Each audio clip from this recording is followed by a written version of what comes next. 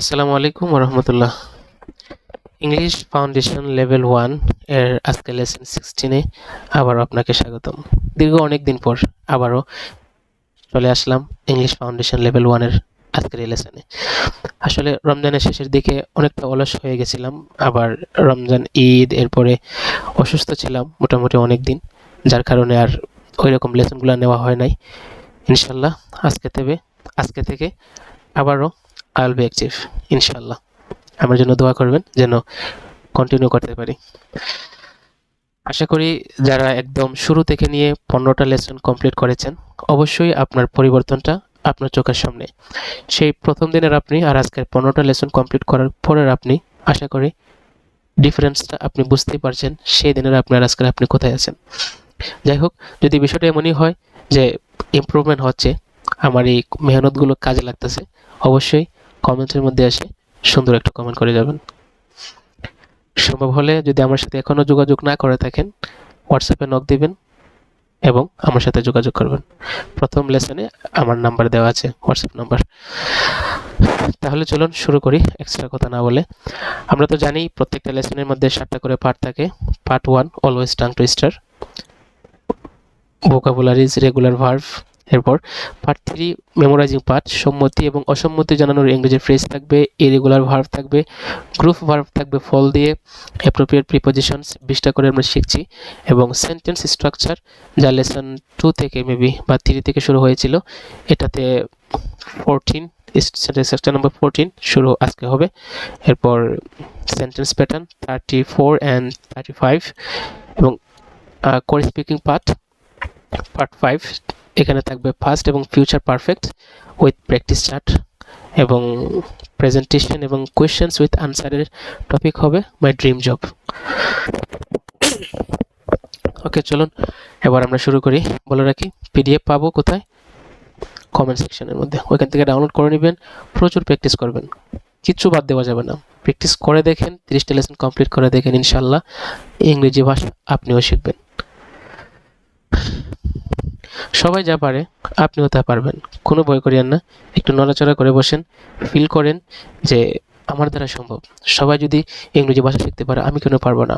স্বপ্ন আমার IELTS, স্বপ্ন আমার ব্যান্ড স্কোর 7। ইংরেজি যত কঠিনই হোক না কেন, তাও আমি শিখব। স্বপ্ন আমার ইউরোপ, স্বপ্ন আমার Europe, America, UK, Canada. So IELTS যদি আগুনের গোলাওয়া হয়, ইংরেজি যদি আগুনের গোলাওয়া হয়, তাও এটাকে আমি খাবো। সাহসী হন এবং একটু এক্সারসাইজ করেন, মুখে একটু ব্যায়াম করেন, জিহ্বাকে বের করেন, ভিতরে নেন। সম্ভব হলে ভিডিওটাকে স্টপ করে দেন। এরপর জিহ্বার ব্যায়াম, জিহ্বাকে উপরে নিচে ডানে বামে ঘোরান, এরকম 5 মিনিট। দেন 5 মিনিট হচ্ছে টাং টুইস্টার। আচ্ছা, number 1 tongue twister. I scream, you scream, we all scream for ice cream. সুন্দর না? I scream, you scream, we all scream for ice cream. I scream, you scream, we all scream for ice cream. তারপরে number 2, I saw Suzy sitting in a Shoshan shop. I saw Suzy sitting in a Shoshan shop. I saw Suzy sitting in a Shoshan shop. ধীরে ধীরে speed বাড়ানো try করবেন। 5 minute পর সর্বোচ্চ এক নিঃশ্বাসে কতবার বলতে পারতেছেন এটা আমাকে জানাবেন। এরপর আসেন পার্ট 2 ভোকাবুলারি। আমাদের ধীরে ধীরে আগাচ্ছে সামনে ভোকাবুলারি শেখার, একদম বেসিক থেকে শুরু করেছিলাম। প্রত্যেকটা ভোকাবুলারি খুবই গুরুত্বপূর্ণ। আমাদের টার্গেট হচ্ছে 3 থেকে 3,500 ভোকাবুলারি শেখা ইংলিশ ফাউন্ডেশন লেভেল 1-এ। ভোকাবুলারি শেখা হলে রেগুলার ভার্ব 5টা শিখে নেবেন। কি কি আছে এখানে?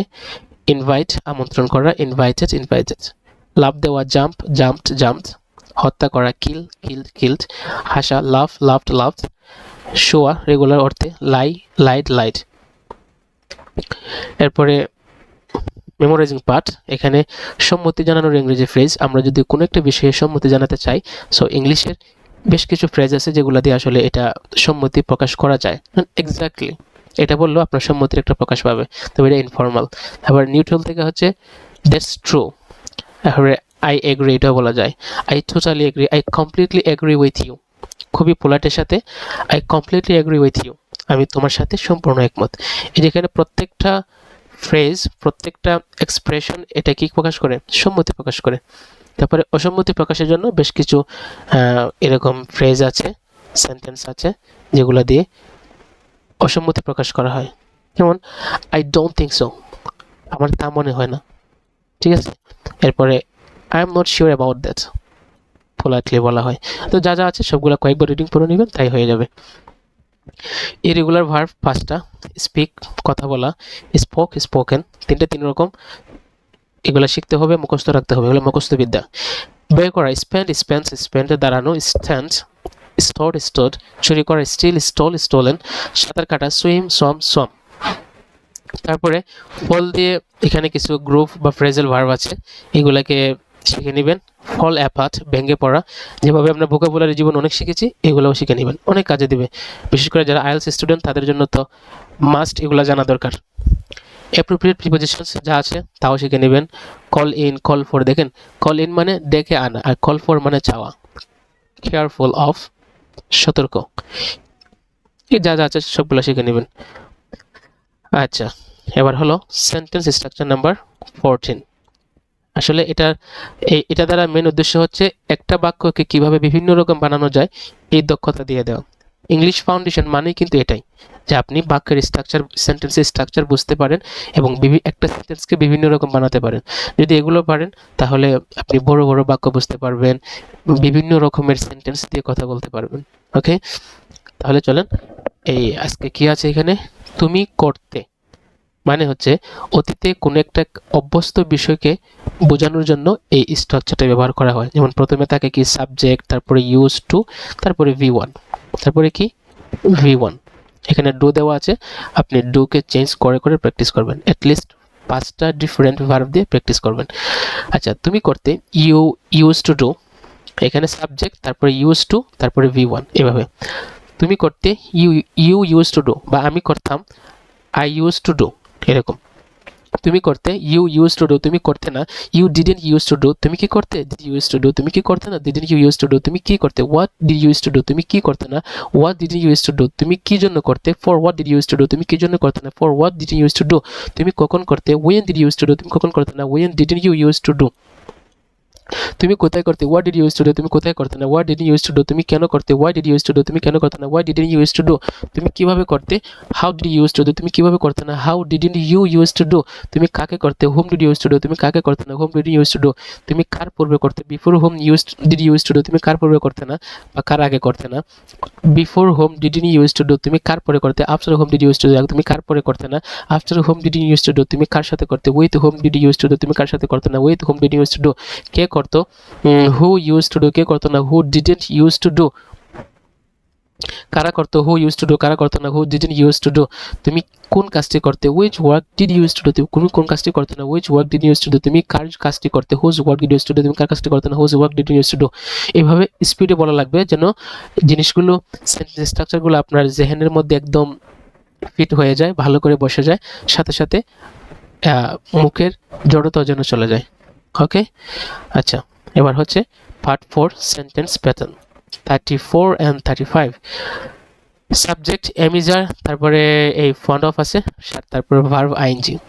কোনো কিছু করতে ভালো লাগে বা পছন্দ বোঝাতে ব্যবহার হয়, যেমন আমার বই পড়তে ভালো লাগে, আমার তোমাকে ভালো লাগে, আমার রান্না করতে ভালো লাগে, আমার ক্রিকেট খেলতে ভালো লাগে। এই যে ভালো লাগার এই সেন্সটা, যেটা আমরা লাইক দিয়ে তারপরে লাভ দিয়ে বলে থাকি, এটাকে ফন্ড অফ দিয়ে বলবো, কি দিয়ে ফন্ড অফ দিয়ে। খুবই সুন্দর একটা বাক্য। হ্যাঁ, সাবজেক্ট এমিজার, সাবজেক্ট অনুযায়ী ইমেজার যেটা হয় এটা হবে বসবে, তারপরে ফন্ড অফ, তারপরে ভার্ব আইএনজি। যেমন আমার বই পড়তে ভালো লাগে, I am fond of reading books, I subject, তারপরে এমিজার থেকে এম আসলো, ফন্ড অফ আছে, তারপরে ভার্ব আইএনজি, ঠিক আছে। এরপর এক্সটেনশনের মধ্যে যা আছে অবজেক্ট এটা দেওয়া আছে।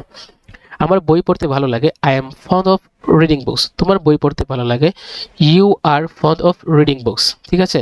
তার রান্না করতে ভালো লাগে, she is fond of cooking, আমার রান্না করতে ভালো লাগে, I am fond of cooking. তার ক্রিকেট খেলতে ভালো লাগে, he is fond of playing cricket. এভাবে 10টা সেন্টেন্সকে ভালো করে পড়ে নেবেন, তাহলে স্ট্রাকচারটা একদম ব্রেনের মধ্যে বসে যাবে। এরপরে হচ্ছে 35, এটা হচ্ছে যদি এমন হয় তাহলে কি হবে। যদি আমি পরীক্ষায় ফেল হই তাহলে কি হবে, যদি সে না আসে আজকে তাহলে কি হবে, যদি আজকে বৃষ্টি না হয় তাহলে কি হবে। এই যে একটা জিনিস না হলে কি হবে, এই সেন্সের যে বাক্যগুলো আছে এই বাক্যগুলোকে বলার জন্য এই স্ট্রাকচার 35 নম্বর স্ট্রাকচার ব্যবহৃত হয়। চলুন দেখি। প্রথমে হবে হোয়াট ইফ, তারপরে হবে সাবজেক্ট, এরপরে ভার্ব, এক্সটেনশন। ঠিক আছে, যদি আমি পরীক্ষায় ফেল করি তাহলে তাহলে কি হবে, what if I fail the exam. যদি সে না আসে তাহলে কি হবে, what if he doesn't come. যদি কাল বৃষ্টি হয় তাহলে what if it rains tomorrow. যদি আমরা ট্রেন মিস করি তাহলে what if you miss the train. এরকম হলে কি হবে, এই সেন্সের জন্য এই স্ট্রাকচার এবং এই বাক্যগুলি ব্যবহার হয়। এবার আসেন কোর স্পিকিং পার্ট 5। অলরেডি টেন্সকে আমরা কভার করতেছি, টেন্স ইনডেফিনিটগুলো শেষ, তারপরে কন্টিনিউয়াস টেন্সগুলোও শেষ। এবার হচ্ছে 3 নম্বর লাইন, অর্থাৎ টেন্স যদিও 12 প্রকার, কিন্তু হিসাব করে দেখেন প্রথমে 4টা ইনডেফিনিট, তারপরে প্রথম 3টা ইনডেফিনিট মানে প্রেজেন্ট, পাস্ট, ফিউচার, তারপরে 3টা কন্টিনিউয়াস ঠিক প্রেজেন্ট, পাস্ট, ফিউচারের জন্য, তারপরে 3টা হচ্ছে perfect, past perfect, present perfect, future perfect. আমাদের 3 নম্বর টেন্স চলতেছে। এখানের মধ্যে এই অতীতের লেসনে প্রেজেন্ট পারফেক্ট হয়েছে অলরেডি। এবার আজকের লেসনে পড়বো হচ্ছে 3 নম্বর লাইনের কি আছে, আর পাস্ট পারফেক্ট পড়বো, এবং এরপরে ফিউচার পারফেক্ট অবশ্যই পড়বো। প্রথমে একটা কথা বলে রাখি, এই পাস্ট পারফেক্ট এবং ফিউচার পারফেক্ট এই দুটো টেন্স খুবই কম ব্যবহার হয়, খুব মানে অনেক কম। আপনার দেখবেন যে ব্যবহার হয় না বললেই চলে, তার মানে তো এটা না যে আমরা শিখবো না, একদমই যে হয় না বিষয়টা টোটালি এরকম না।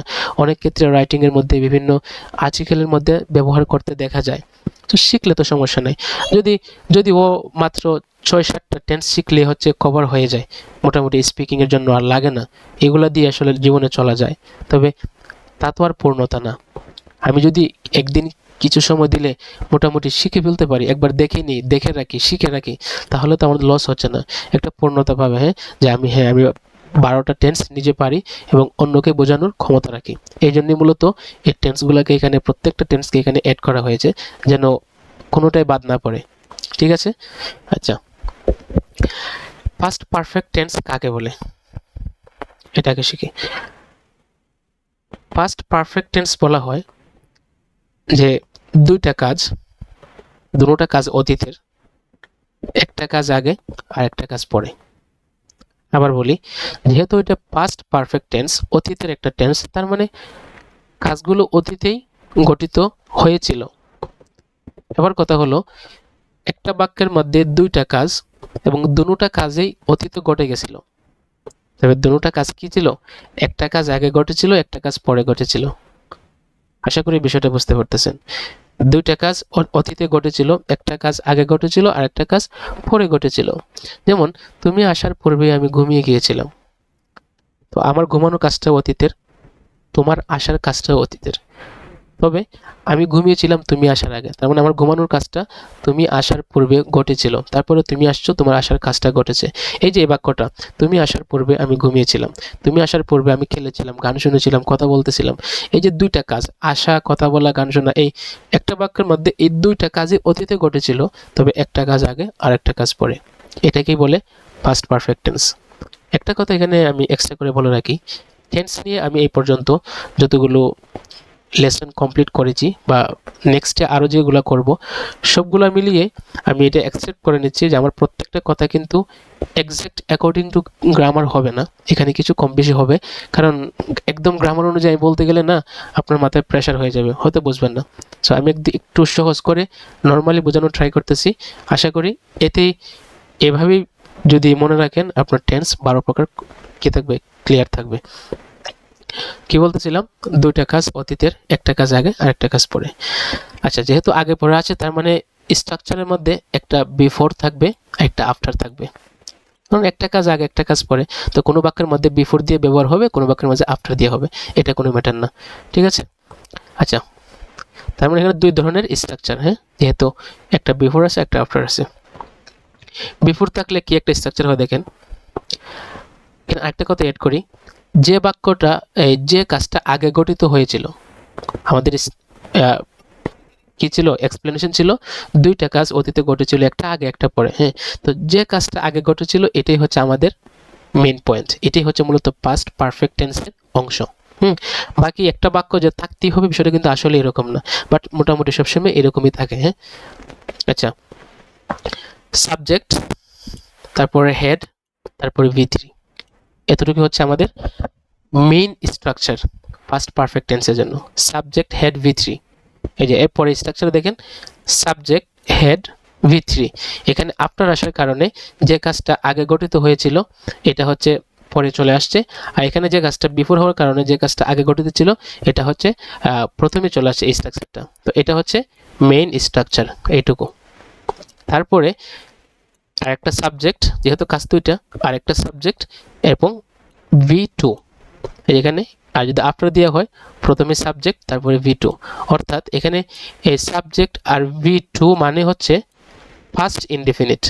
আমরা পড়েছিলাম না যে ফার্স্ট ইনডিফিনিট স্ট্রাকচার হচ্ছে সাবজেক্ট আর তারপরে V2 থাকবে। তো স্ট্রাকচারটা কেমন হয়ে গেল, পাস্ট পারফেক্ট টেন্স স্ট্রাকচার হচ্ছে, যদি বিফোর দিয়ে আমরা বলি তাহলে সাবজেক্ট, হেড, V3, তারপরে বিফোর, এরপরে সাবজেক্ট, V2, অর্থাৎ ফার্স্ট ইনডিফিনিট, তারপরে first indefinite after subject, head, V3, এভাবে। আচ্ছা, এখানে এই স্ট্রাকচারটা বোঝানোর জন্য 8 প্রকারের বাক্য আছে। কিভাবে, ইউ হ্যাড ডান, তুমি করেছিলে, ইউ হ্যাডন্ট ডান, তুমি করেছিলে না। এই 8 প্রকারটা দেখে নেবেন। এবং এই যে দেখেন ইউ হ্যাড ডান, এটাই কিন্তু সাবজেক্ট, হেড, V3, এটাই কিন্তু এই মেইন স্ট্রাকচার আমাদের। হ্যাঁ, এরপরে আফটার বা বিফোর আনলে তখন আবার হচ্ছে সাবজেক্ট, এটুকু আসবে, সাবজেক্ট এবং V2, অর্থাৎ ফার্স্ট ইনডিফিনিট। এবার আসেন, যেহেতু আমি বলে দিছি যে এগুলো বেশি একটা ব্যবহার হয় না, তার মানে এতটা প্রেশার নেওয়ার দরকার নাই, এগুলো বুঝে বুঝে পড়বেন।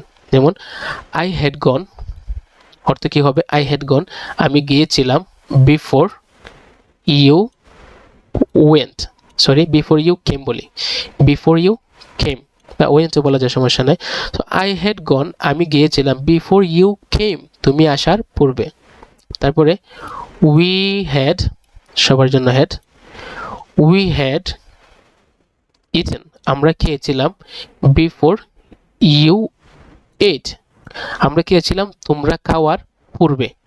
ঠিক আছে, they had they had spoken, তারা কথা বলেছিল, বিফোর, কি বলবো, বিফোর ইউ লাভড, তুমি হাসার পূর্বে, বিফোর ইউ ক্লোজড, তুমি বন্ধ করার পূর্বে।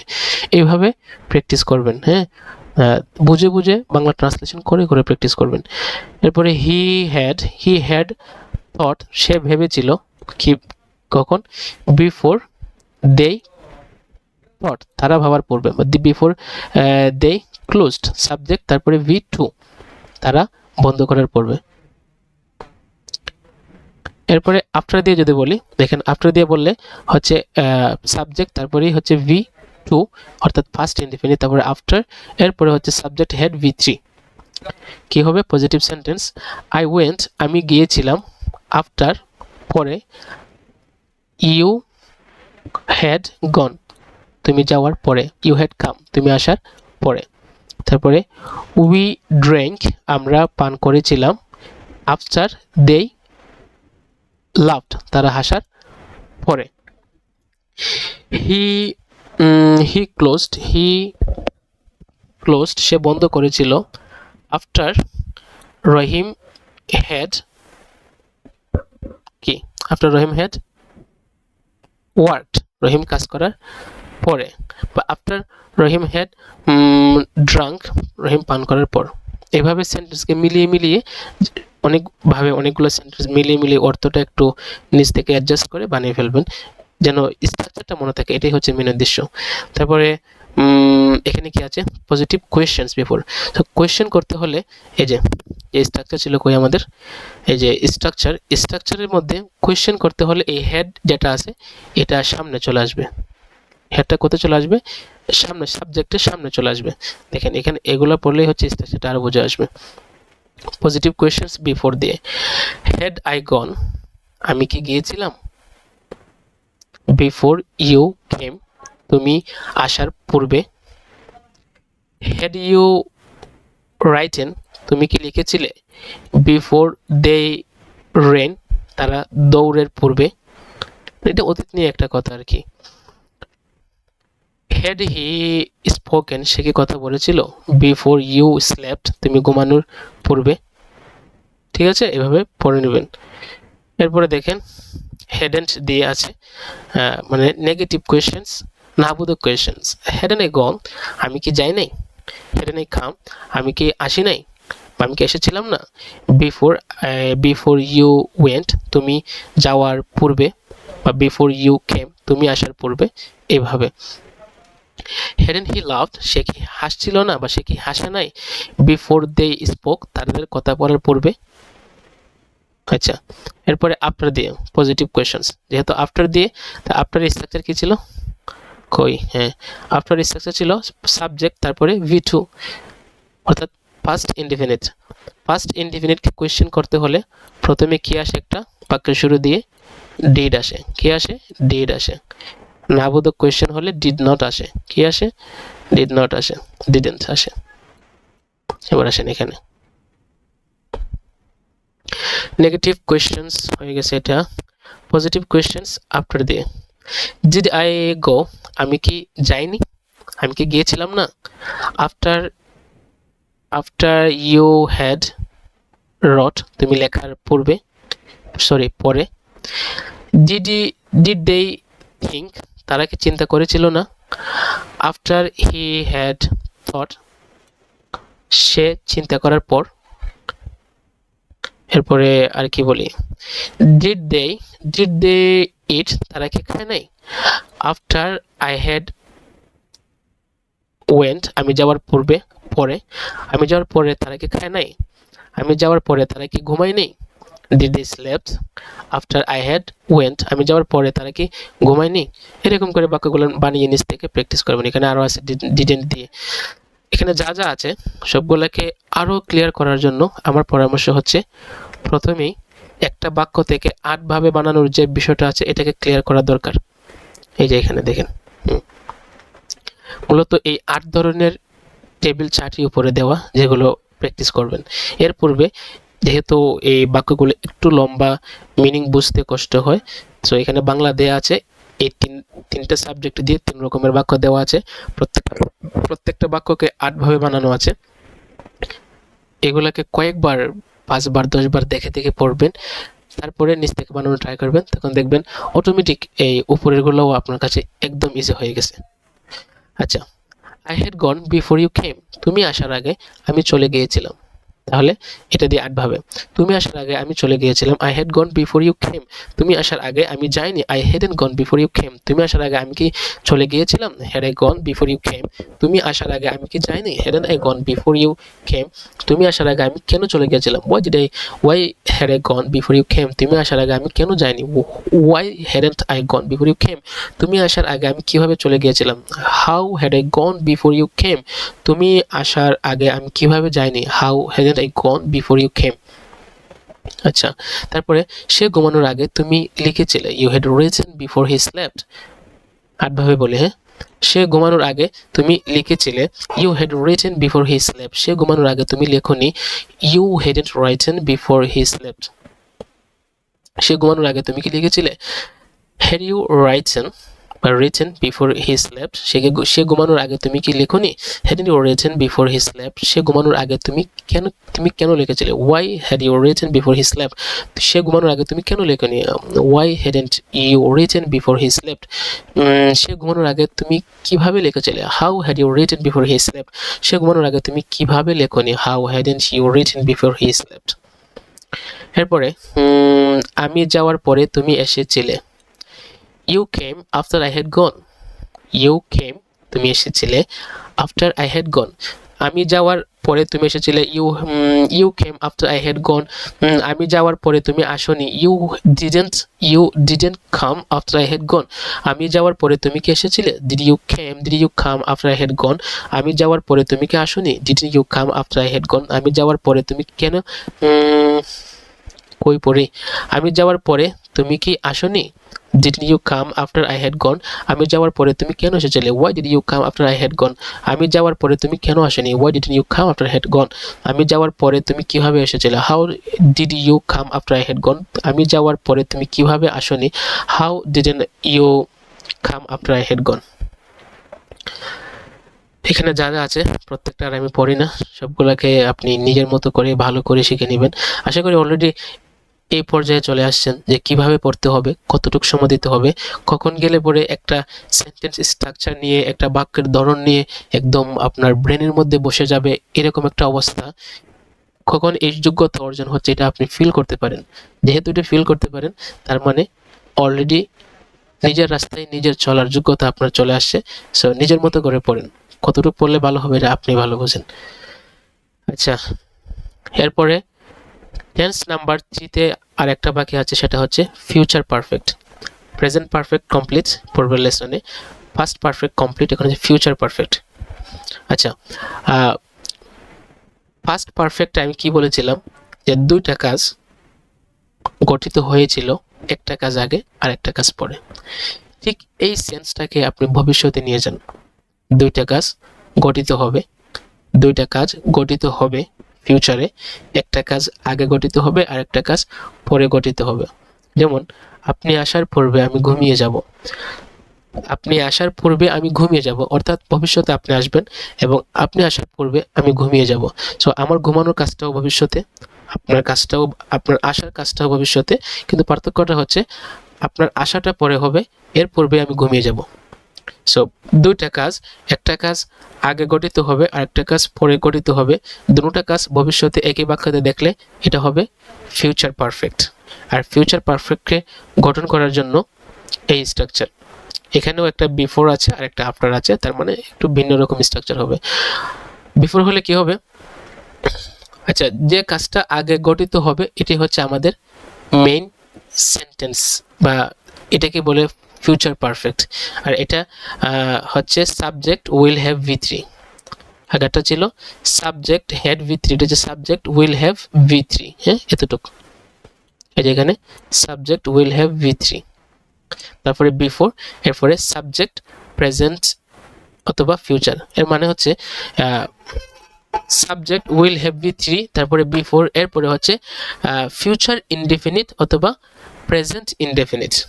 প্রেজেন্ট ইনডেফিনিট কাকে বলে, প্রেজেন্ট ইনডেফিনিট বলা হয় সাবজেক্ট এবং V1, এটাকে বলে প্রেজেন্ট ইনডেফিনিট।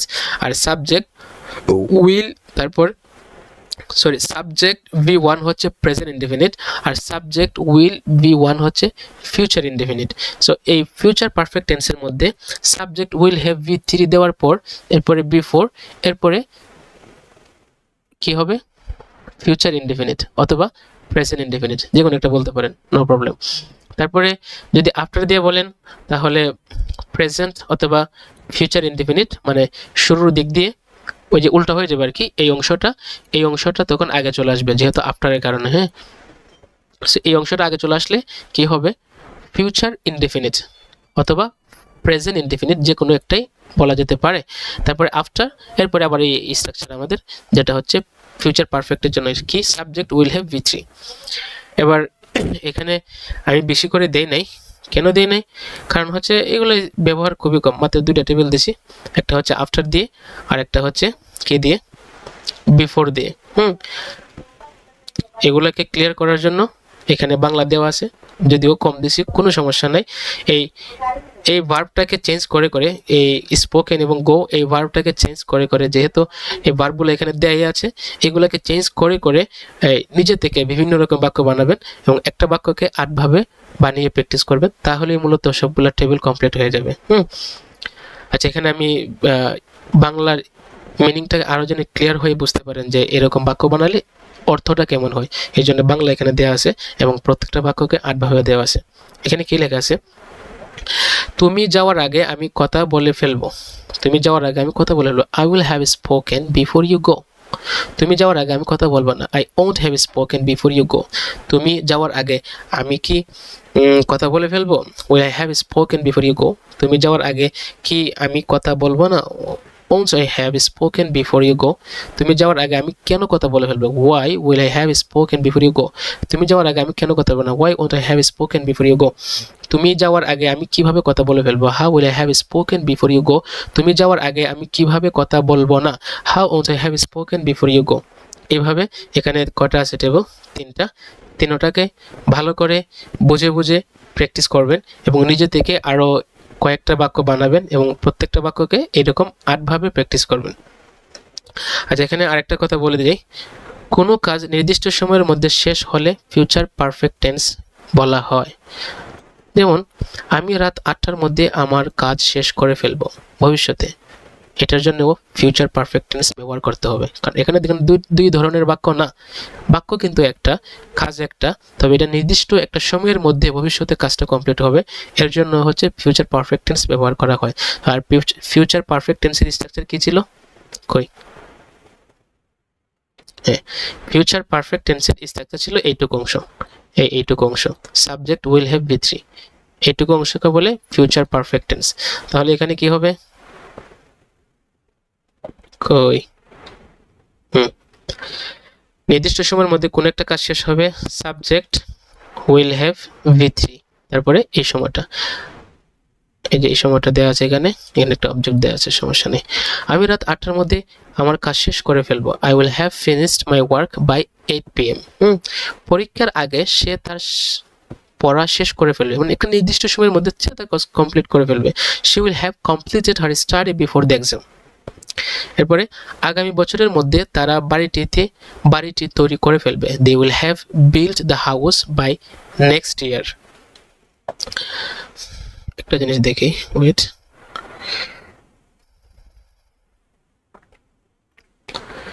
এখানে আসলে ওই স্ট্রাকচারটা এখানে অ্যাড করা দরকার ছিল, যাই হোক আমি অ্যাড করি নাই। এখানে দেখে নেন, কই স্লো কাজ করে, এই যে একটা বাই আছে না, একটা নির্দিষ্ট সময় বোঝার জন্য এই বাইটা কিন্তু অনেক সময় দেখবেন ব্যবহার করা হয়, by next year, by 8 PM, এবারে by the end of this year, যে বাই, এই বাইটা ব্যবহার করবেন। হ্যাঁ, আচ্ছা, এবার হলো part 6, asking and answering. Topic হচ্ছে my dream job, my job. Job এটা কিন্তু খুব কমন একটা টপিক, রাইটিং এর জন্য, স্পিকিং এর জন্য, আমাদের লাইফের জন্য খুব কমন একটা টপিক, অনেক সময় কোয়েশ্চেন আসে। তো এখান থেকে প্র্যাকটিস করে যান, ইনশাল্লাহ অনেক কাজে আসবে। আমি ট্রান্সলেশন করে দিচ্ছি কোনো রকম। What is your current job or dream job? আপনার বর্তমান জব কে? হ্যাঁ, মাই ড্রিম জব ইজ কি? টিচিং, যে কোনো একটা, আপনি যে কোনো এই দেশের মধ্যে যে কোনো একটা প্রফেশন বলে দিবেন প্র্যাকটিসের জন্য। I like it very much, আমি এটাকে অনেক পছন্দ করি, because it matches my interest and skills, এটা আমার স্কিল এবং ইন্টারেস্টকে কি করে? ম্যাচ করে। তারপরে question number 2, why do you want this job? আপনি কেন এই জবটাকে চান? I want this job because it allows me to work on something I enjoy. কারণ এটা হচ্ছে, আমি জবটা চাই কারণ এটা আমাকে কি করে? এমন কিছু করতে অ্যালাউ করে যেটাকে আমি এনজয় করি। Work on something I enjoy, যেগুলোকে এমন কিছু করতে আমাকে কি করে? অ্যালাউ করে, যেগুলো আমি এনজয় করি, মানে উপভোগ করি। It also helps me grow personally, এটা আমাকে আরও হেল্প করে কি করার জন্য? পার্সোনালি গ্রো করতে এবং প্রফেশনালি গ্রো করতে। What are the responsibilities of this job? এই জবের রেসপন্সিবিলিটি কি কি? The responsibilities of this job includes, মানে এই জবে কি কি ইনক্লুড করে, কোন ধরনের রেসপন্সিবিলিটিসকে ইনক্লুড করে, আপনার একটা দুইটা দায়িত্ব এই দেশের মধ্যে বসাই দিবেন, কেমন? দিস টাস্ক আর চ্যালেঞ্জিং, এই কাজগুলো চ্যালেঞ্জিং, কষ্টসাধ্য, but I am willing to work hard to perform them all well, তবে এই কাজগুলোকে ভালো করে পারফর্ম করার জন্য I am willing to hard, আমি ওয়ার্ক হার্ড, আমি কঠোর পরিশ্রম করতে, উইলিং মানে আগ্রহী। What skills are needed for this job? এই জবের জন্য কোন কোন স্কিল কি প্রয়োজনীয়? This job requires skills like, এই জব কি করে? রিকোয়ার্স মানে ডিমান্ড করে, প্রয়োজন হয়, এই জবের কি কি প্রয়োজন হয়? ওই সমস্ত স্কিলস লাইক, স্কিলগুলো বলে দিবেন, স্পিকিং স্কিল হতে পারে, তারপরে আর বিভিন্ন ধরনের স্কিল হতে পারে, যদি টিচিং হয় তখন স্পিকিং স্কিল লাগে, কাউকে বোঝানোর স্কিল লাগে, এগুলোকে বলে দিবেন।